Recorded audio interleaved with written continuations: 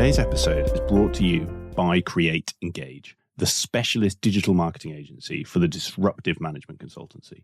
Now, for long-time listeners, you will probably already know who we are. You may have even heard one of our ads on a previous episode of this podcast. But for those of you who don't, here is a short introduction. At Create Engage, we help you create an effective marketing strategy for your consultancy, a strategy that will resonate with your target clients.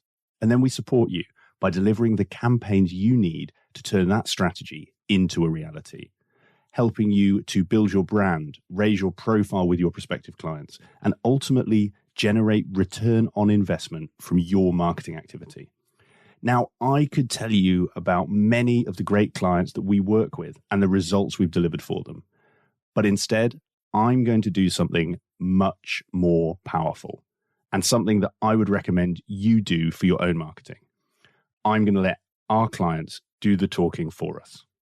If you are currently thinking about marketing for your consultancy, you're going to want to listen to this. Create Engage started the process for us. They managed it end to end. They came up with some really creative ideas and we were really happy with the work that they did, which meant that we could just focus on running the business.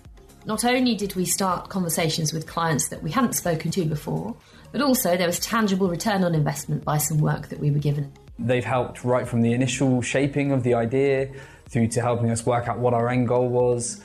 They've supported us with the visual identity and our positioning of the brand. We've had an immediate expansion of our network and have initiated a raft of new conversations with owners, CEOs in target client organisations, and has led to us winning new projects already. One of the greatest compliments, I guess, is that one of our competitors even said that they really like what we're doing with marketing and they wish they could be doing something as good. So from our perspective, we couldn't recommend Create Engage any more than this. I would certainly recommend Create Engage if you're a consulting firm. They really understand consultancies and the sort of challenges we face. And I don't think you're going to get much better marketing anywhere else. So I wouldn't hesitate to recommend Create Engage. They did a really good job for us. So if you're looking for an agency that can help you achieve the results that our clients just described, then head to our website, createengage.co.uk, where you can find out more about how we support consulting firms like you. You can download our latest ebook and you can get in touch to talk about how we can help you take your consultancy to the next level through digital marketing. Hi, and welcome to Climate Consulting. Today's episode is one that I know you are going to love, but it might not be for the reasons you first think.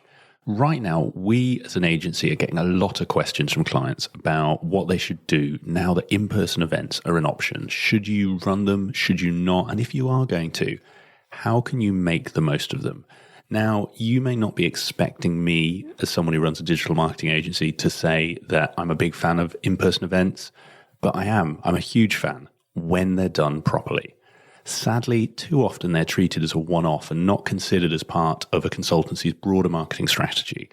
Almost always fail to deliver the ROI that you're looking for. So what should you do instead? Well, this episode, as well as having tons of great content, which I'm going to come on to in a minute, is a fantastic example of what you should be doing if you are choosing to run in-person events. This episode shows you how you can repurpose your events as part of your broader digital marketing strategy. This presentation that you're about to listen to was recorded at our Bristol and Bath marketing mixer. And as I said, we're bringing it to you as a podcast. The cost for doing that?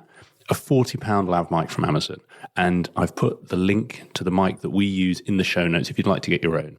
If you are running your own event or you're speaking at someone else's, this simple approach can give you tons of content to use across your marketing or in your own podcast, just like we're doing here, dramatically increasing the longevity and ROI from your event. But that's not the only thing today's episode will give you. As I say, I get a lot of questions, and many consulting partners and CEOs ask us about if they are going to hire a head of marketing, what should they look for and how can they tell the best from the rest? And it's not always easy. Likewise, I get a lot of questions from heads of marketing in consulting firms about how they can build an effective strategy on a budget. How can they engage their teams? How can you get the content you need. What are the secret tips and tricks that you can use to compete with the big players in your space who have huge budgets, huge teams, when it's just you or just you plus one or two?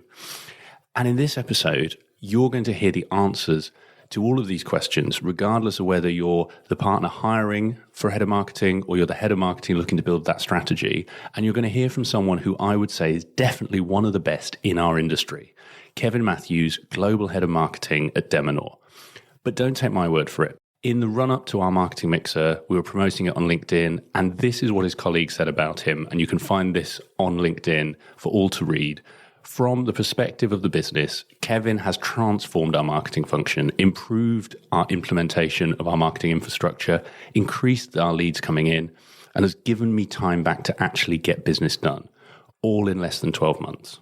With decades of experience building marketing functions for boutique professional services businesses with global ambitions, Kevin knows exactly what to focus on to deliver maximum return for investment, something that he has helped firms like Leithwaite and now Deminor achieve.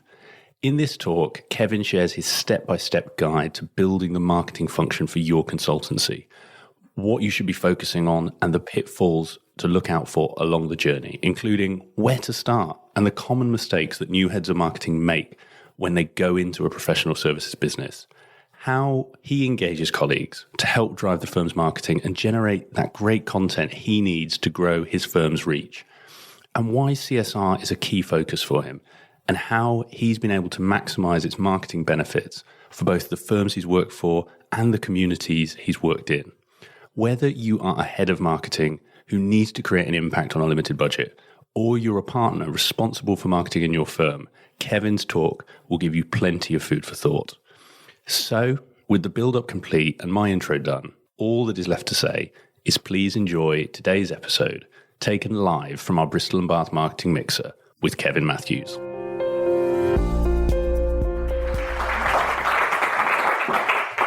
Thank you. It's always embarrassing when someone talks about you and you're in the room. It's always much better when you're not in the room, I always think. So, as Nick said, what do? I think the common trend that I found actually with all of my roles and what I particularly love doing is I tend to take on the first head of marketing roles within a firm. And what those firms tend to be, they tend to be an established boutique or a niche consultancy of some kind. And they will often have a transition point in their business where it could be change of CEO, additional funding coming in, change of board. Something has stimulated a requirement of change and transformation within the business. And they realize that one of those roles that they need, and I tend to call them an infrastructure role, like, because I'm not a contractor, I'm not a freelancer, I go in a perm role, but equally I appreciate that often because of what I enjoy doing, it doesn't necessarily have that longevity where you tend to find people that tend to make a career role within a company. I will tend to do a role and at some point I go, yeah, I think the job's up now. And then I'll often shake hands with the CEO and we'll help each other transition on, because I realize that there are other people with better skills to then take on that business to the next level. So I'll kind of quite often then move on and find another challenge. But that's what I like doing. I'll often go into an environment where there's literally little or no history of marketing at all. So I'm kind of talking with people who quite often, actually, even on the Exco, maybe were even opposed to hiring a head of marketing because they turned around and said, we're doing fine. Why do we need to put all that cash? You're nodding. So I'm guessing you know that experience. But, you know, that's something that I do find is quite common. And it's the blank canvas. That's the third bit. People will often say to me, well, you know, I'll say, well, what's the scope of the role? What do you want to achieve? And quite often they will turn around and say, well, actually, we have no idea. We just feel like we need a head of marketing to help us get to the next stage. So you just create it. So you're going in with a completely blank canvas. Okay, key highlights. Okay, I've written this down. I'm only writing this because it just gives you an idea of some of the things that over my journey of doing these roles, it's enabled me to actually experience and achieve with these firms. And that's what, I've got to be honest, that's what I love about doing within them, because you get that blank canvas, you get the opportunity to build a function from scratch, And it's enabled me to do things like this. So this is where Nick and I cross paths a lot, but I was able to win European Business Podcast of the Year, literally creating a podcast back, a decade ago, before podcasting became popular in this country. And it was only really me trying to take on the BBC, I think it was at the time. But, I was able to carve out a niche.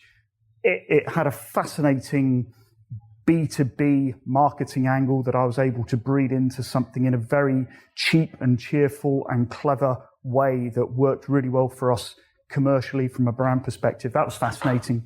CSR, I'm a huge fan of CSR, and I'll talk more about that in future. But when we were running, when the Best Companies to Work For awards kind of kicked off and became really popular, I was part of getting our firm to 8th, 7th, and then 4th in the country, which I was very, very proud of.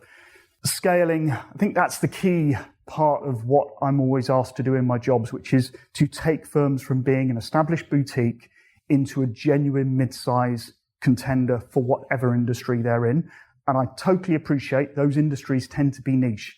I'm not someone that knows how to deal with a business that's 500, 2,000 people. I don't know that, and I'm not going to try and give advice on that. I tend to work with niche consultancies and working in that kind of vein. But within that, I've worked out how you can get a small firm into something that actually is quite an established global player, and within that process. Okay, who is Deminor? I'm bringing this up because this actually leads me on to the first point, which is what I'll try and do is I think, at least with the firms I work with, what there tends to be is this almost complacency of the value that actually exists within the firm already. And I think, funnily enough, that's something that I, as that fresh external eyes, ears, voice, whatever you want to call it, I can come in with that fresh thinking and that bit of perspective on that firm. And I can actually look at it and go, do you realize this is who you are? And quite often, just by repackaging some of the words, the phrases, the history, just the USPs, or even the cultural aspects that you hear people in the firm talking about, you can actually quite quickly start building a story about the firm and just what I tend to call unearthing all those values that actually are there already. But I think quite often, and particularly with the firms that I work with, because they're established, because they've been around, because they kind of go, yeah, but, we're really good at what we do and people just really like working with us. But they just get complacent over actually the why. Why do they work with you and what strengths are they? And I brought this up because when I joined Deminor, I was like, who the hell are these people? I don't understand what the brand is. I don't understand what the name is. I don't understand anything about the company. And so I've deliberately threaded some of this through my presentation tonight just to help you understand the sort of things that I was picking up on and where those little nuggets of value can just exist around you all the time. And what I found out was that Deminor is just shortened from Defense of the Minorities. It's French. But the history of the firm is the fact that they built their business around defending the rights of minorities. I was like, guys, I said, do you realize the whole industry would cry out for a story like that? You guys have got it. So that was one of the first things that I just repackaged for them. So simple. It was right here all the time, but it just took some fresh ideas just to look at it in a different way. And that's why I'm just throwing in slides like this, because it's incredible the value that you've got around you. You don't need to spend a penny on unearthing it. Okay, the first thing I always say is, look, every single situation is different. What I did at Simon Holdings 10 years ago is completely different to what I'm doing with Deminor today. And I think that the one thing I would say is, as a marketer, I think remaining curious, constantly trying to challenge yourself, trying to question everything you do to make it as effective as possible. That's something I've always taken with every single role I do. It's just, never getting tired of what you do, never thinking that you've nailed the formula for doing something. I think there's nothing wrong with just constantly experimenting, constantly challenging, and just trying stuff and just seeing what works, Each company totally different.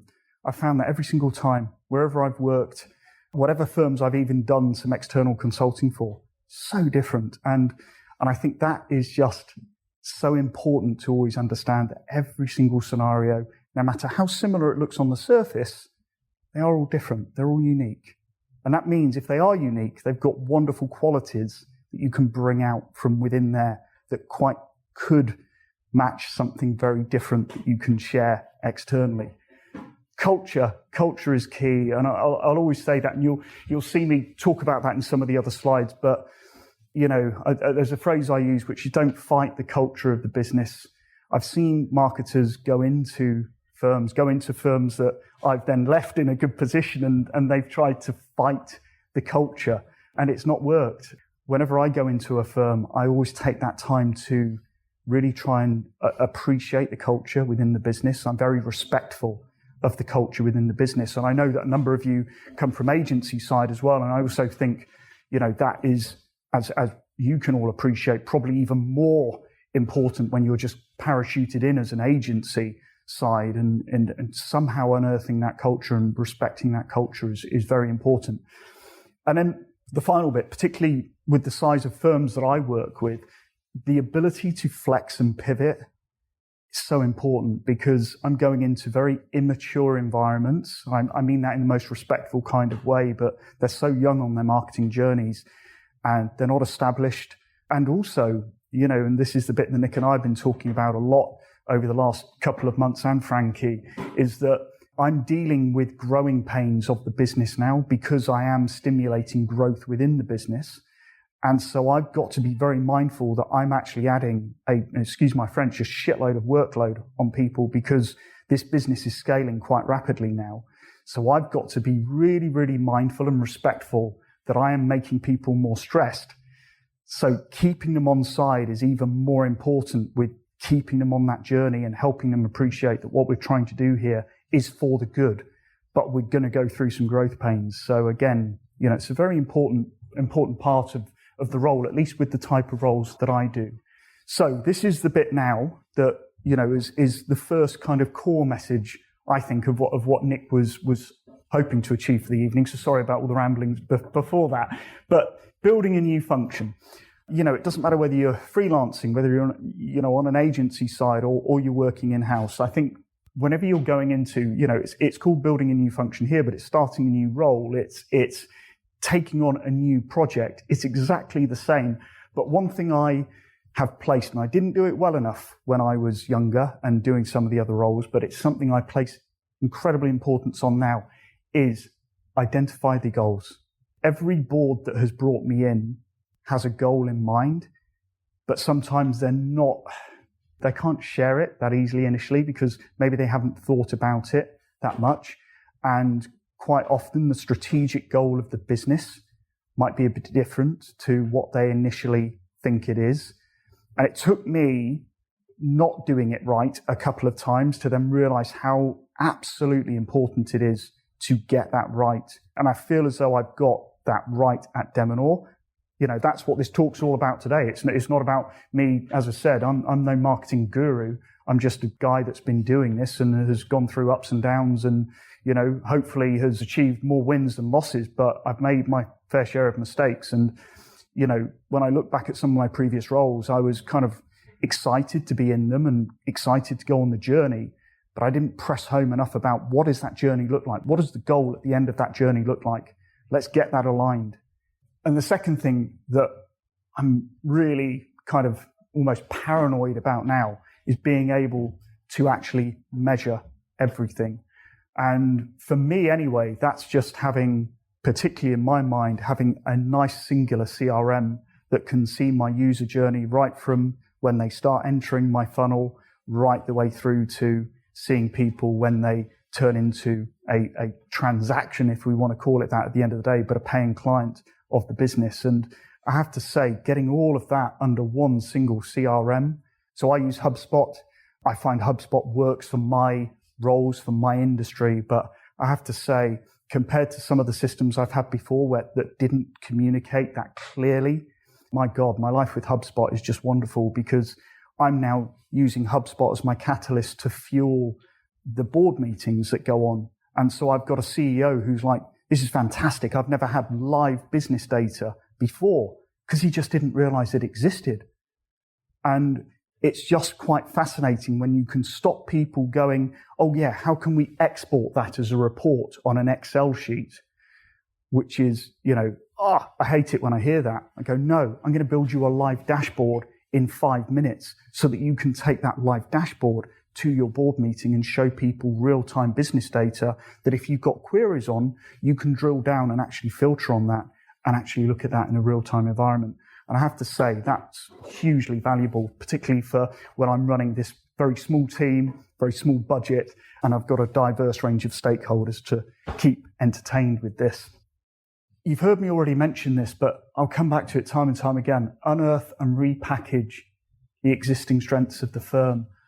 That's where I have always started. And I'll explain why on a future slide, but there are so many strengths in every single business, because otherwise they wouldn't be here. They wouldn't have existed. They wouldn't have got through that initial phase of building, of growing, of establishing.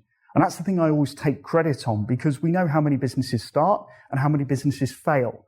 And if the businesses are still around, that is a sign that they've got something. And I just think at times we're too quick to go, let's add another layer on top. Whereas actually I do the opposite. I dig down. I actually start looking under the surface a lot more when I go into a role, and I want to dig out what's there. And I just want to bring it up to the surface and kind of let it breathe, and let it express itself. That's something I always love doing. And the final thing, particularly for those who take on a role like me, is like there can be a tendency to feel pressured to go in and be the marketing person that has the vision of how the business is going to look in 3 or 5 years' time. And that's just not the case. I'm never scared to go in and just start off with a very, very tactical marketing plan. And again, I'm going to explain why I do that in a second. But it has so many more advantages. And quite simply, the biggest one is because realistically, how can you build a 3 to 5 year vision for a business that you don't even understand yet? That, for me, is the most obvious thing. And the point is, I have no problem saying that to a board. I had no problem saying it to Deminor during my interviews with the board. They were like, so what are you going to do? I said, well, I'm not going to come in and give you this 5-year plan that I think you should do. I'm going to come in and I'm going to learn about the business, and I'm going to unearth the wonderful qualities that you clearly have here.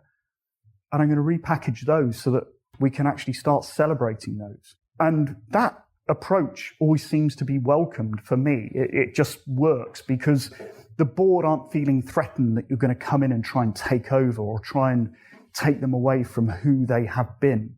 Because these are people that have often built up this company from scratch and are very passionate about the business. So I'm very respectful of that. And equally, I want them to feel very passionate about what they've created.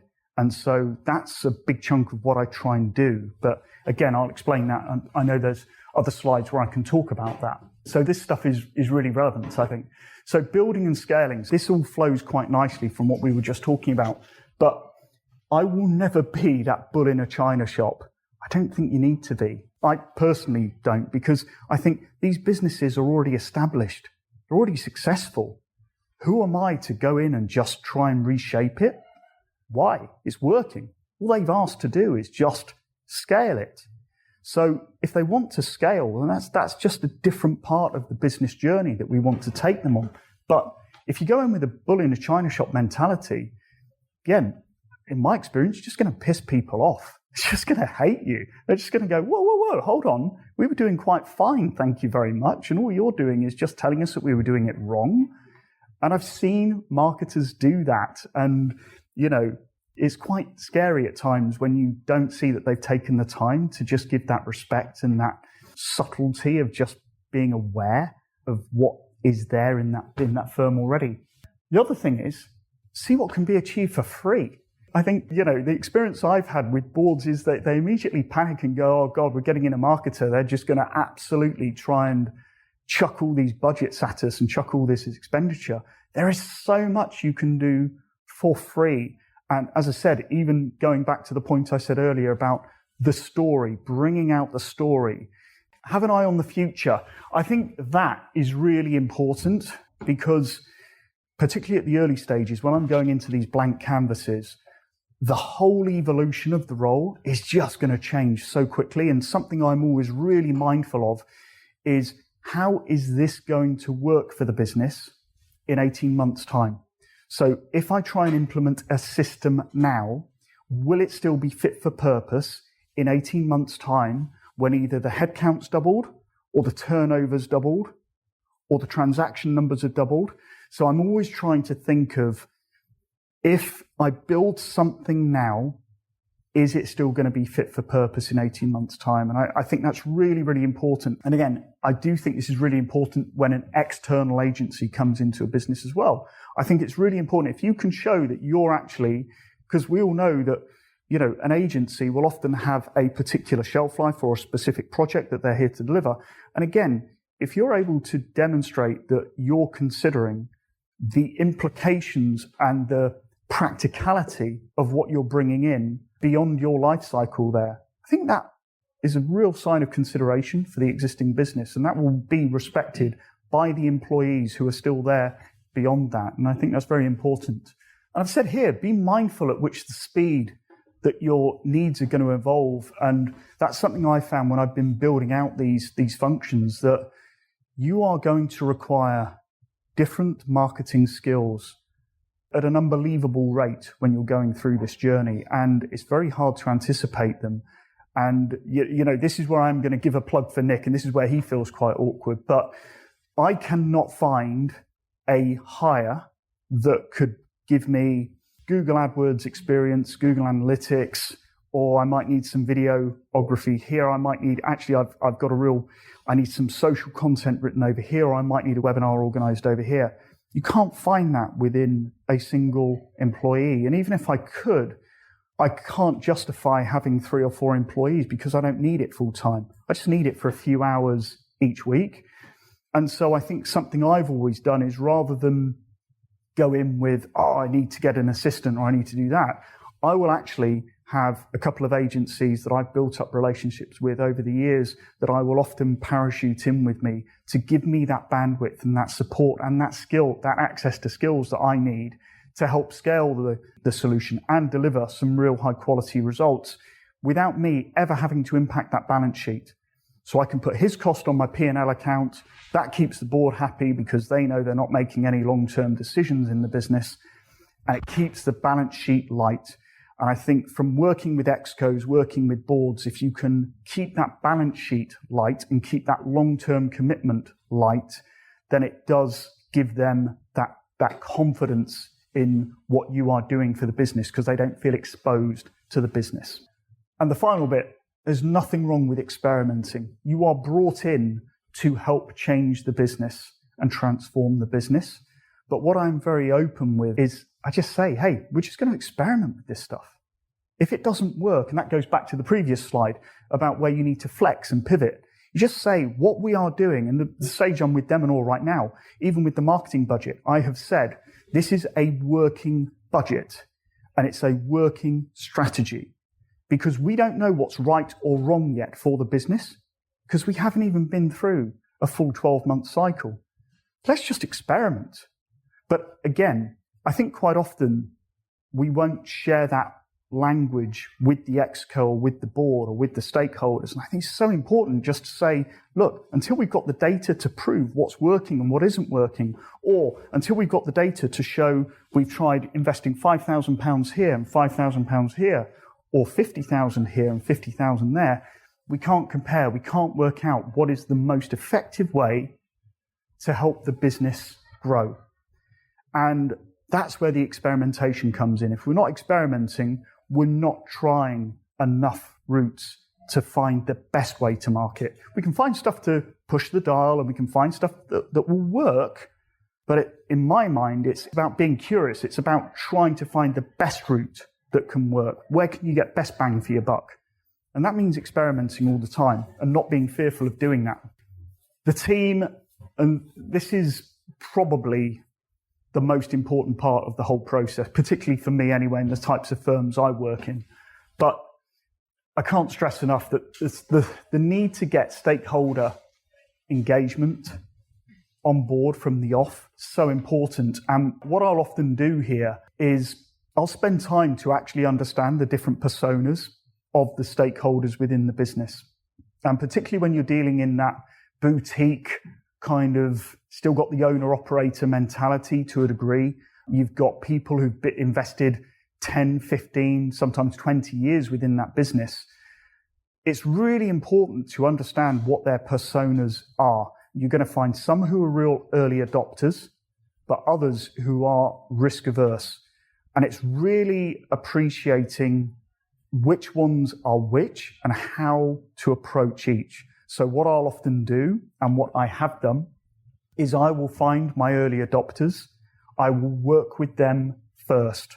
It's about adapting your approach to suit those personalities. And the other thing I found as well is that quite often there'll be, particularly depending on the industry, but there could well be senior fee earners within a business that aren't necessarily on the board, they aren't on the exco, but they can be highly influential because they are big revenue generators. So quite often, actually, they can be your stakeholders.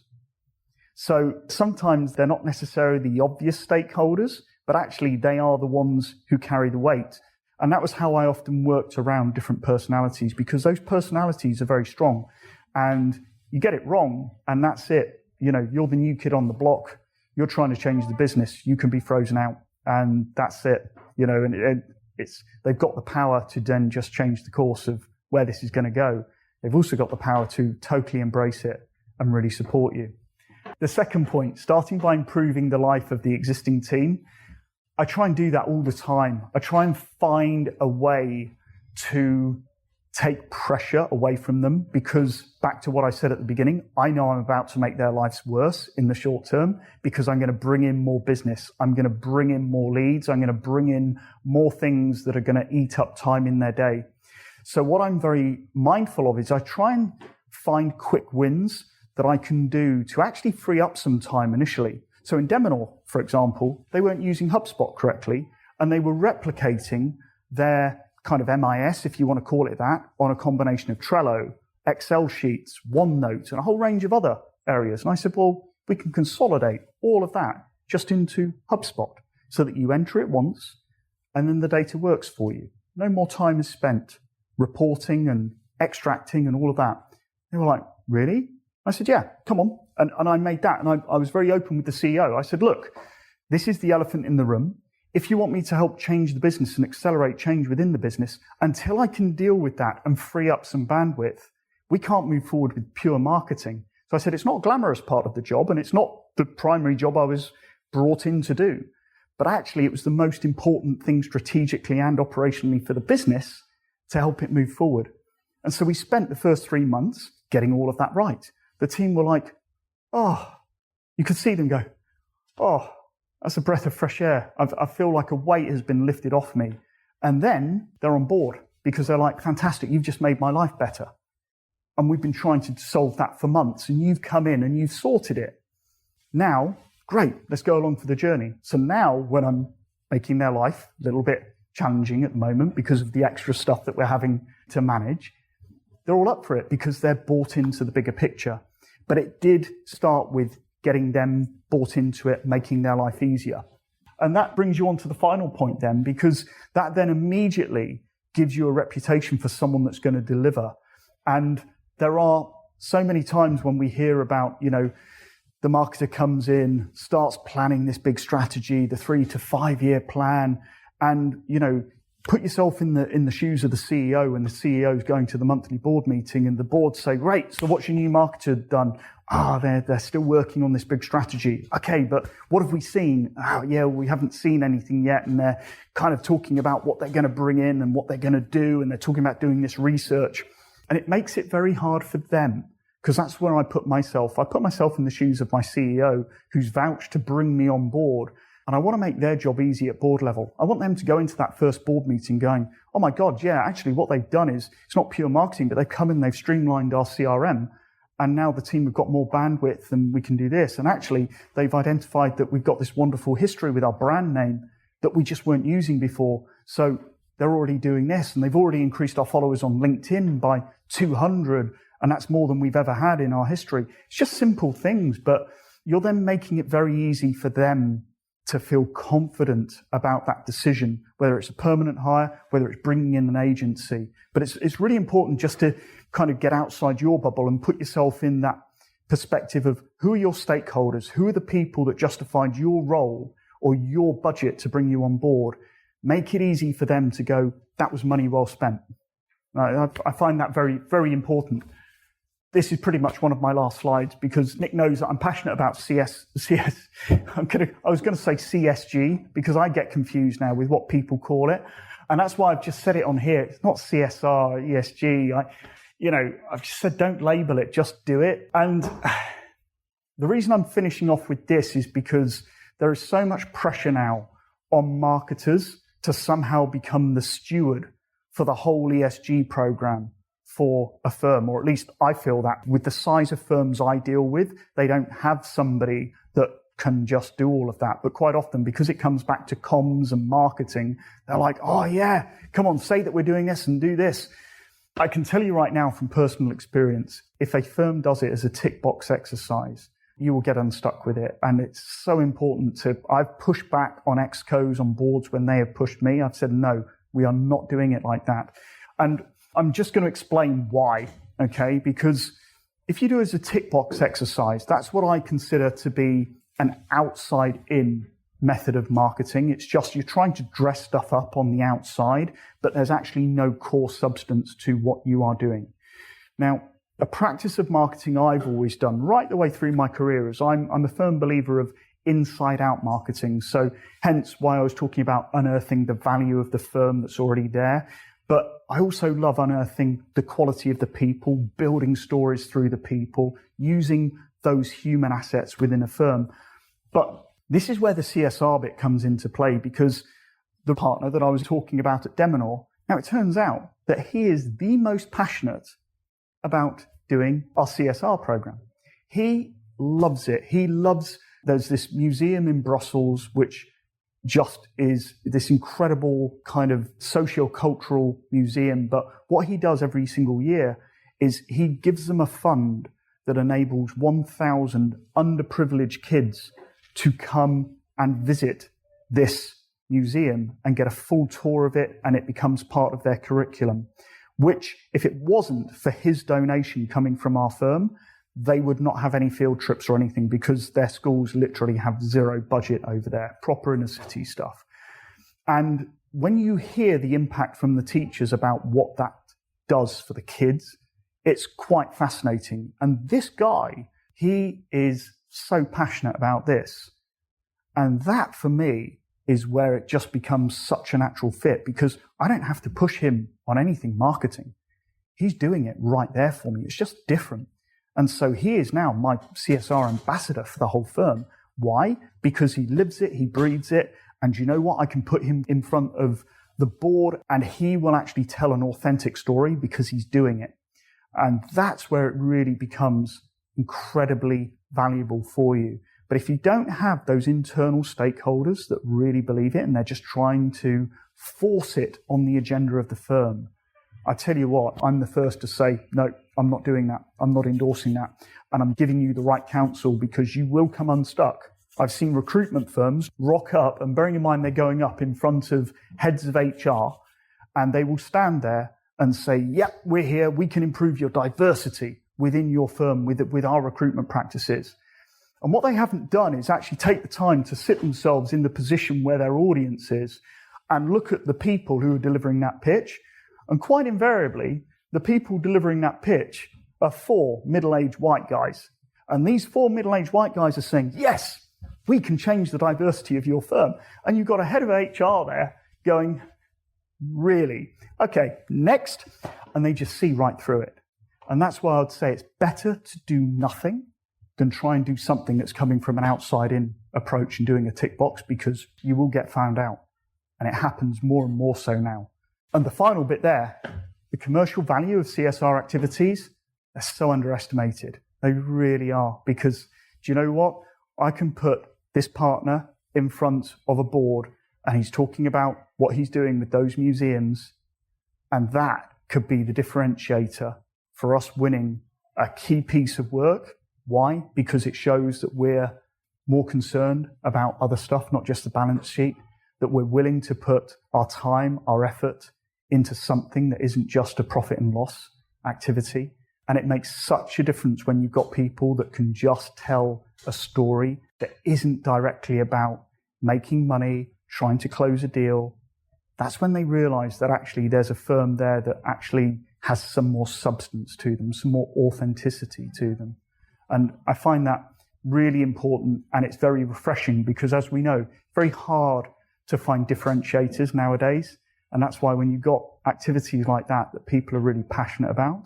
And the only reason I found out he was passionate about it, because you talk. It's when you talk to them, when you ask questions, when you take the time to scratch beneath the surface of the people in the business. That's when you start finding out what they're really passionate about, where their skills are. You know, it turned out one of our guys is one of the best ultra marathon runners in the world. And he's just this quiet guy. And yet when he presented one of his, because he got our firm to sponsor him to do one of these big ultras. And when I got talking to him about it, he actually showed me the letter that he crafted to actually gain this sponsorship.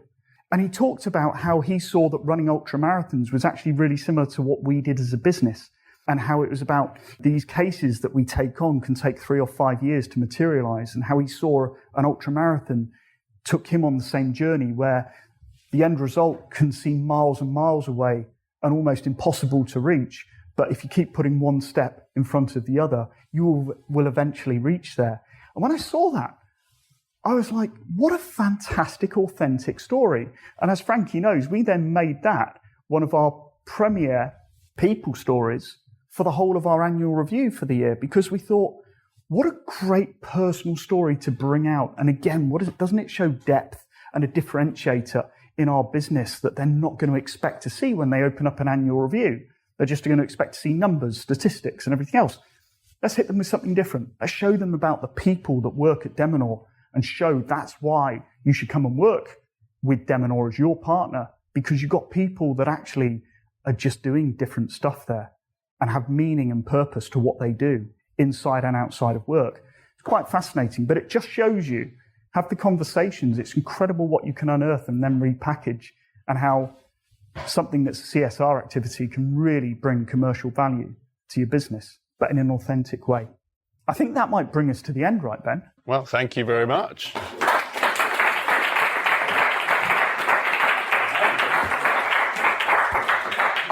Thank you very much, Kev. As it says, we do have some questions. Thank you to those of you who submitted questions. So I'll probably start with one, maybe go on to a second, and then see how we're doing for time, let people break out. So the first question, someone's obviously been on your LinkedIn because they've said, you've done a whole raft of roles, whole raft of different businesses. Is there anything that from all the diverse companies you've worked with and you talked about there, that kind of uniqueness actually transcends them, or something that cuts through, be it a tactic, a channel, an approach, something that you've seen sort of work for everyone? So I think in terms of what works everywhere, I think the thing I found, the commonality, people. I'm going to say that. I always come back to people. I love building my marketing strategies through the people at the business. I just think at the end of the day, I've always said people buy from people. I don't care how big or small your company is. And I put a challenge down there to marketers at time, and I've done this in the past. I've said, you know what, when I've seen big firms and they don't use the people within their marketing strategy, I think they're being lazy. I really do. And I'll say that to any marketer. I really will, because ultimately we all want to connect with people. That's why we're all here tonight, because it gives us a chance to actually see and connect with people again. And I don't care what industry, what geography, what sector you're in. What I've always started with, and I've always found works incredibly well, is just working through people.